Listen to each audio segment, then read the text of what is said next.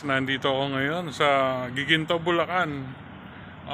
Reminder lang po sa mga magpapa-install ng RFID ng EasyTrip tsaka AutoSweep. Dito po sa Bulacan, mayroon sa Giginto, main office nila ito. Tabi lang ng toll gate. Tuwing Wednesday po, sarado po lahat ng mga nasa Shell Station tsaka Petron Station. Kaya dito, nagbaka sakali kami, ayun, okay. One RFID, AutoSweep tsaka EasyTrip. Yun guys, kaya lang pipila kayo. Syempre maraming nagpapakabit. Dito tayo sa lugar nila. Kailangan ORCR, deed of sale, picture, ID mo, syempre valid ID. Yun po yung kailangan pag magre-register. Tapos i-scan mo yung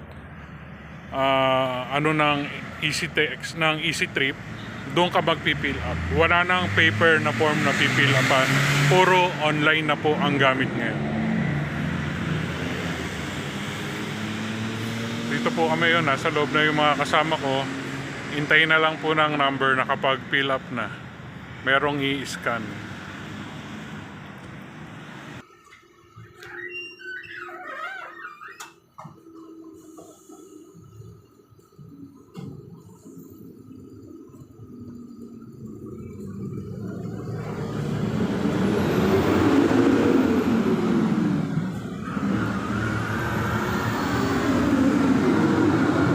Kita nyo po ba?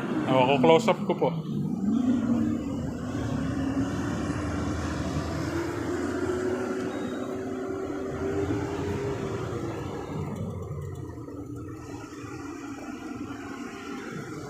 Magbaon lang kayo ng pasensya at maraming tao sa loob ang nakapila. Kung maaga kayo, early bird nga, catches the uod.